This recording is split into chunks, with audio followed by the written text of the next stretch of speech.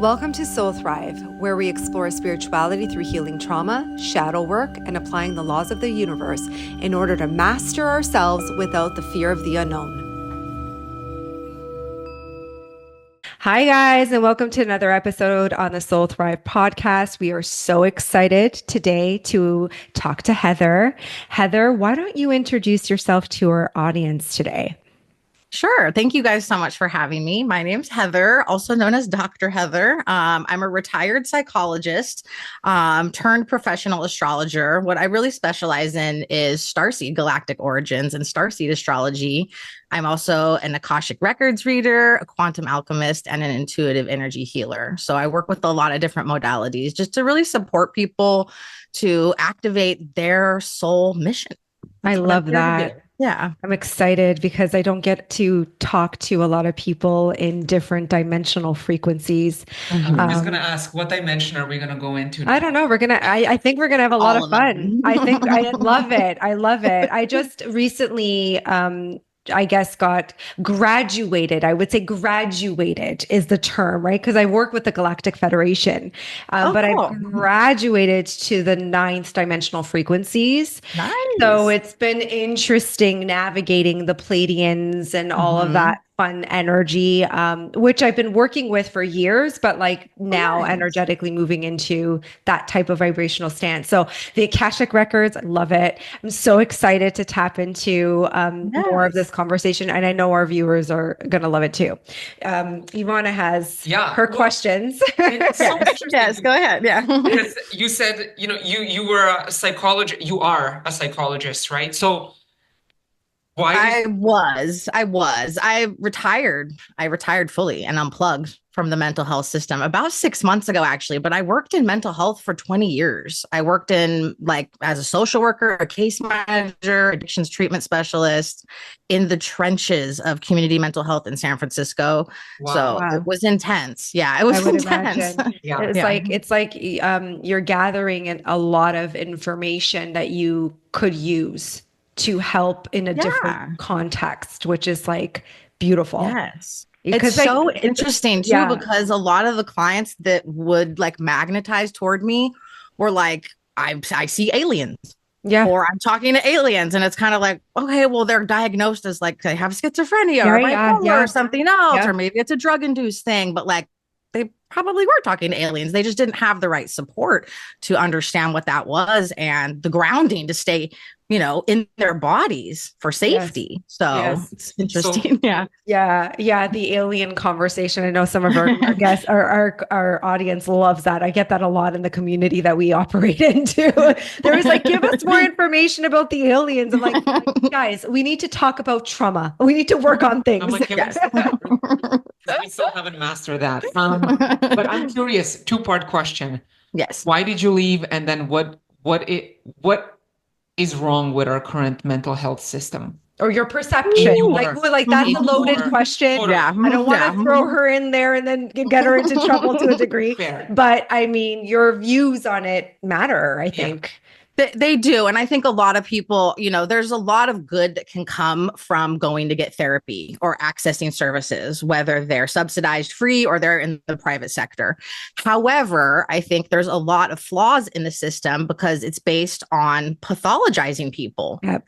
It's based on diagnosing people and not in a standardized medical model way. Yeah. The DSM that is used, the Diagnostic Statistical Manual, it's like the Bible of psychology and psychiatry that's used to diagnose people. The people that create that are basically a panel of people that decide on what diagnoses are going to go in there or not. They vote on them. Yeah. They're not based on medical model research. They're not based on an actual brain test that can tell you if your chemicals are out of balance. And every single person on that panel owns major stock in big pharma. Yeah. And when I found that out, that's a big reason why that's one of the many reasons why I was like, wow, this is, it's a fascist thing. It's corrupt. Yeah. There's a system. It's a system. And there's multifaceted experiences there. And it's definitely a system. Yeah. And I think that, some people can step back and they're not over identifying with whatever label is put on them, with whatever diagnosis is, even if it's maybe something more general, like general anxiety or major depression or something that a lot of us go through. However, I think a lot of people over identify with those diagnoses and it can really affect their self-worth. Well, I'm depressed. They take ownership of that label instead of seeing it as a pathway to understand themselves better. Right. Yeah. I love that. Yeah, I agree with that. So you mentioned a couple of different modalities. Can we go through each of them and maybe you can give us a bit of an explanation or description of what they are? Because absolutely, I caught astrology and I caught Akashic Records. So, but I feel like there was more. So let's start with the astrology because my unique brand of astrology is pretty different. So I specialize in fixed star astrology, which is a little different than some of the mainstream astrology. And it's kind of interesting because astrology is the study of the stars. Right. But so much of like modern day mainstream astrology focuses on the planets.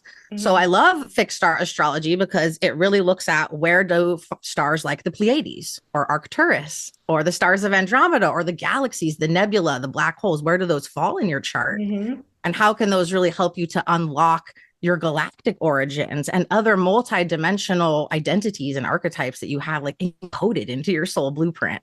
So it's a different angle of astrology, the starseed astrology. I found it to be really powerful. I've counted the other day, it was like 250 charts, starseed astrology charts over the last 7 years. Yeah, it's a lot.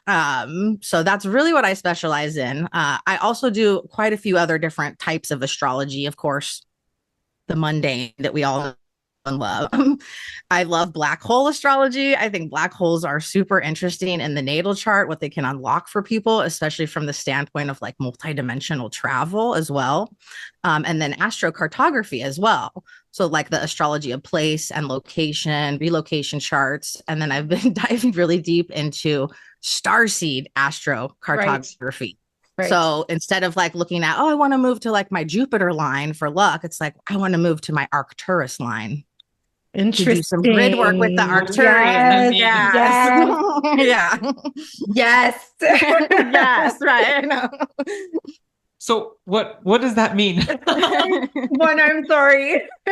What does that mean? And how does, like, I'm curious, say if you were to give a client that type of reading, how is it different in terms of the insight that you're able to gather compared to like the regular astrology?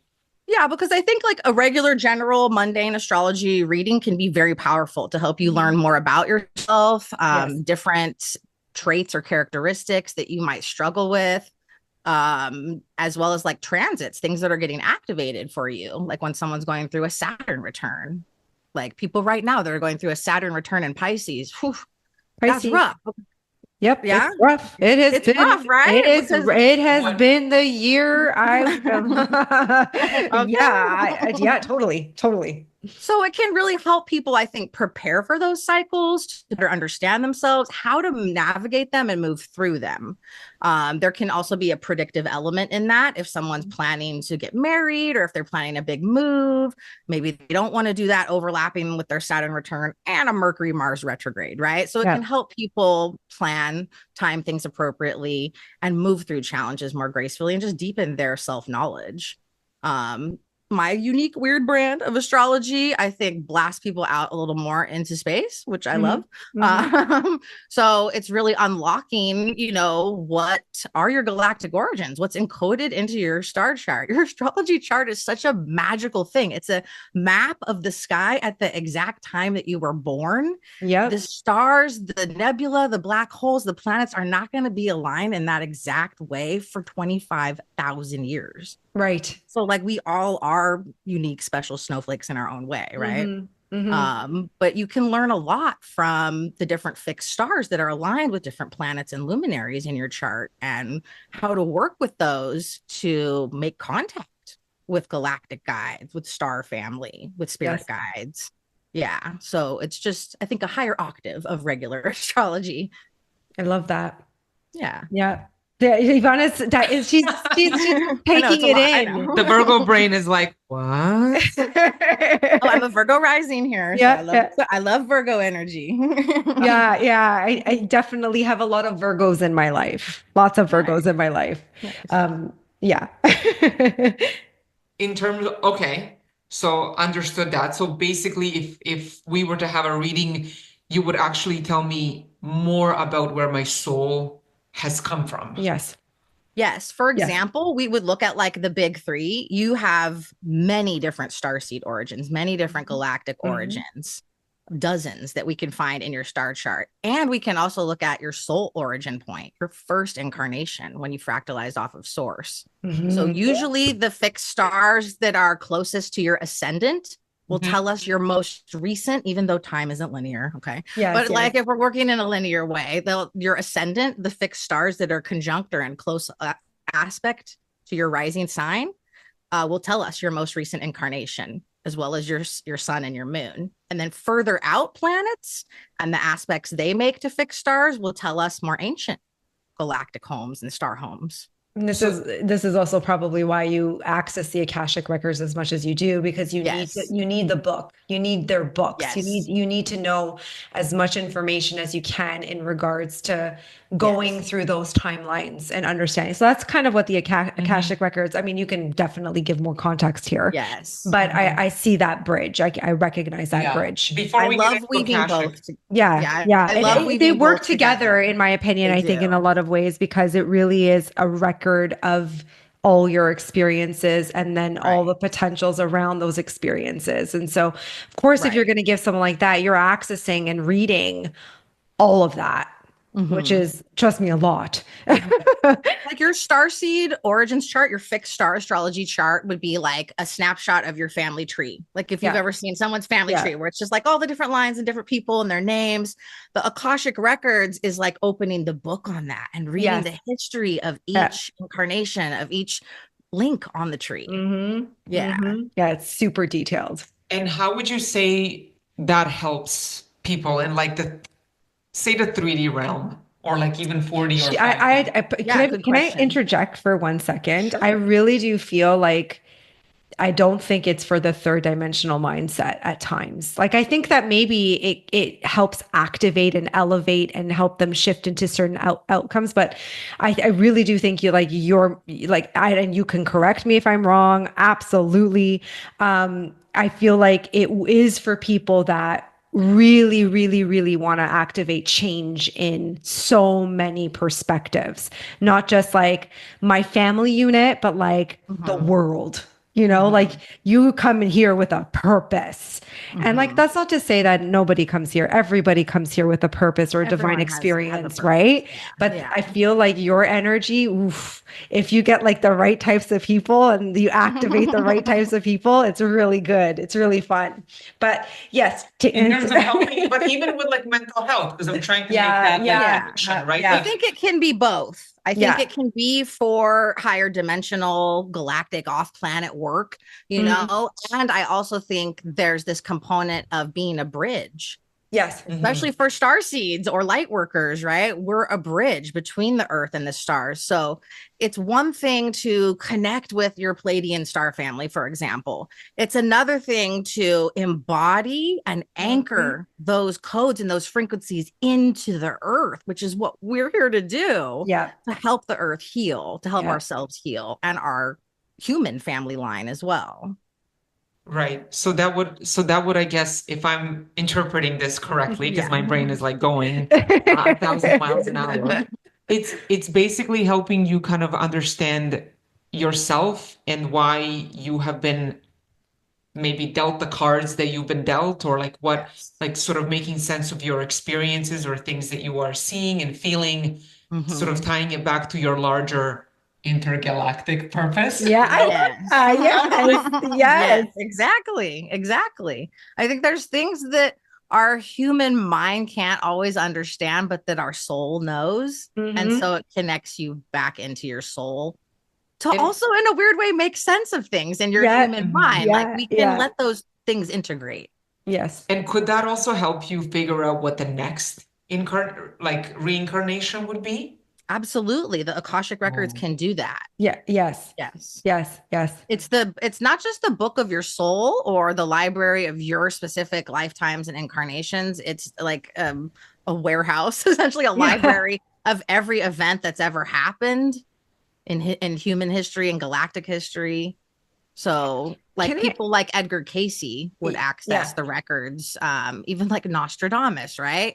For divination purposes, for to predict things that would happen in the future or where they might be going in the future. What was your first activation? Like, what was your first experience with understanding that you can access this?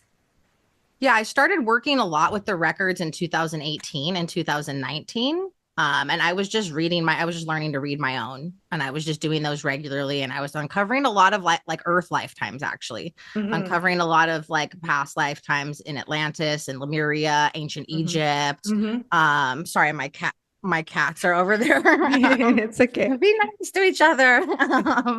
And then I actually had a near-death experience in 2020. And yeah, it was very scary. It was very traumatic. But I survived.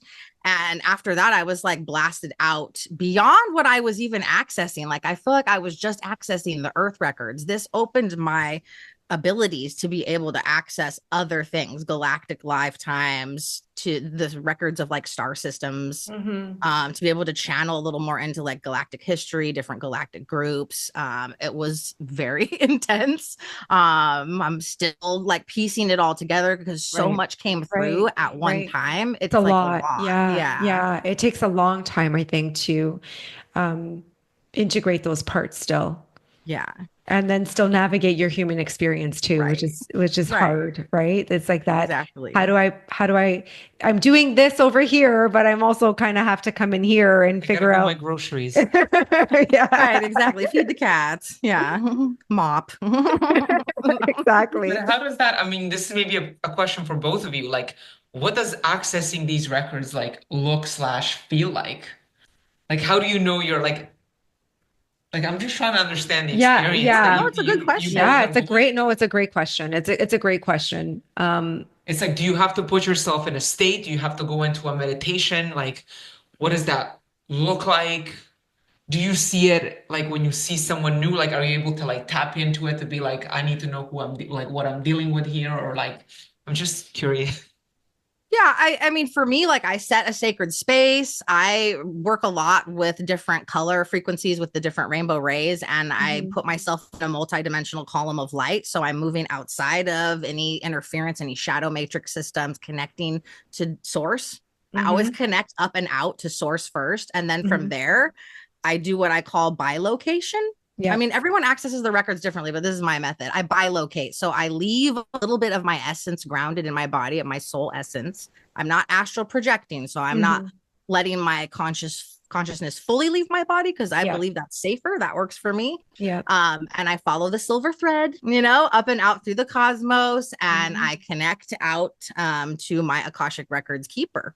And my guide, it's a 12D Arcturian guide. They'll walk me down the hall of records. They, point the book to me. I know where it is now. Take it off the shelf if I'm reading my own.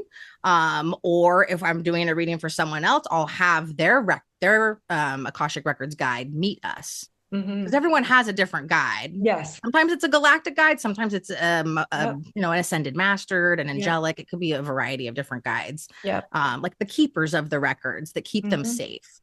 They'll guide you down. It's like an etheric library you're walking into, essentially, and just grabbing your book off the shelf that you're supposed to read, allowing it to flip open to the pages, and then it can kind of play out for you like a movie. Yeah. Oh. Is that the same for you? Yes, it was. It used to be like that. I think now for me, it's just more of a knowing. Like it's just more of just like just like an awareness of like, oh, okay, yeah, I got that. Or like I used to laugh with when I would visit the Galactic Federation, and I would sit, because it's like a panel, right? Like sometimes you walk in and it's like literally like a panel of people, entities, different types of, beings, right? And so they would be like, hey, Christina, this is kind of what you're working on, Soul X, blah, blah, blah, blah, blah. And it was like literally like files. They would give me files and be like, this is for you. And I'd be like, Okay, thanks. And then I'd walk out the door, you know? It was kind of like that. Now it's just more of like a knowing like I can go in and out pretty quick. I think it's also because like I travel realms differently. Like I'm very much in the shadow aspect of stuff. So they really have thrown me in to a lot of shadow work and shadow aspects. So I'm really working on like, you know what I do, right?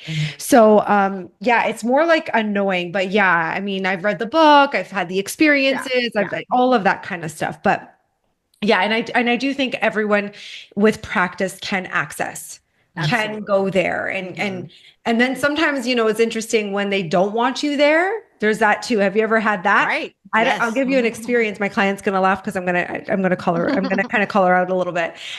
So she was doing a lot of like, you know, meditating and energy, like healing work and stuff, but like still not grounded in her experience. And she went up to the Akashic Records. Oh, I know about this. Right? And they were like, no. Thank you for visiting. We don't mind showing you around. And they were like, they called on me and I like literally was like, what the heck? And I was like, we were having the conversation. I'm like, no, you need to be out. Like you cannot be here. This isn't for your energy. And I don't know if it will ever be, but there's a lot of work that you still have to do in order for you to be able to access that. So it's very interesting because I think it's sacred too. Like to a degree, I think like there's that sacredness. That doesn't mean you can't visit and that doesn't mean you can't have an experience. In my opinion, don't know. Your opinion can be completely different from mine. Just from what I experienced.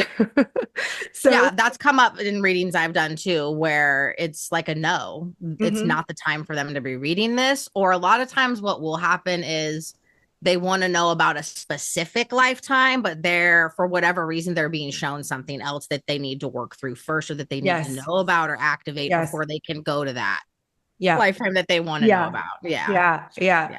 You also mentioned energy healing. Can you tell us a little bit about that? And then I have a follow-up question about shadow work and whether you also do any of that work as well. I do. Yes. I think that's super important. We have to really be doing our own inner work all the time and being grounded, I think, in helping others do shadow work. People get kind of scared about shadow work, but we'll come back to that. Yeah, it's so funny that people are always like, what? Sounds scary. There's a gold mining of the shadows. There's buried treasure in there once you get past a few maybe wonky things, right? But I've always kind of considered myself more of a healer than a therapist, a social worker, a psychologist. It's just something that I've always done. I've always been. And it's evolved over the years into different things. Now I would say, I'm an intuitive energy healer. I can sit with someone, kind of scan their field, and I know what areas we need to work on, whether that's physically, mentally, emotionally, or energetically. I'm also a quantum alchemist. So I do a lot with like psychic self-defense, with helping people remove entity attachments, negative energetic cords, all kinds of other evil eye and stuff like that. Oh yeah, we'll need to talk. Yeah. Because we can have a lot of things that, you know, attach onto us, especially, you know, people are jealous and hating on you. Yes. There's that too. Yeah. I know that can be kind of, I don't know, like an atomic reframe of sorts, when you're like, you're getting a lot of weird energy on the internet, people coming at you. It's like, could be time to get an energy clearing done, or they could just have something attached to them that's making them be difficult. Agreed. Yeah. Shadow healing. I don't want to forget that. Yes. So there's a couple ways that I like to do shadow work, and I do really like to emphasize this concept of gold mining the shadows. There is buried treasure in there. Shadow work isn't just like confronting things we don't like about ourselves, right? It's reclaiming parts of ourselves that have fragmented off into a shadow timeline, into a fallen timeline. It could be a past or parallel timeline as well. It's reclaiming all these different essences of our soul that could have been fragmented. Soul loss, multidimensional soul loss is a thing that can happen for a lot of us. And then the shadow astrology chart, super fun thing, and it's not that hard to do. Your shadow chart is essentially the exact opposite of your natal chart. Oh, interesting. Yeah. So That makes if sense. you're Yeah, a yeah, yeah. if you're a Virgo sun, your shadow chart would be Pisces sun. Yes, yes, yes. That's why we operate the way we do. Yes. Okay. Yeah, yeah, yeah, yeah, yeah. Oh, you're a good duo then. You Yeah, it's a complement each duo, other but in that that's way. also like Yeah. if I was to say like why my mother is a Virgo and why I'm a Pisces. There's that Oh, shadow element within those yes. experiences, or like so Mhm. you could take like your family dynamics and kind of Okay. like look at certain things potentially as the shadow version of whatever it is that you need to embody or what you Mhm. need to work through.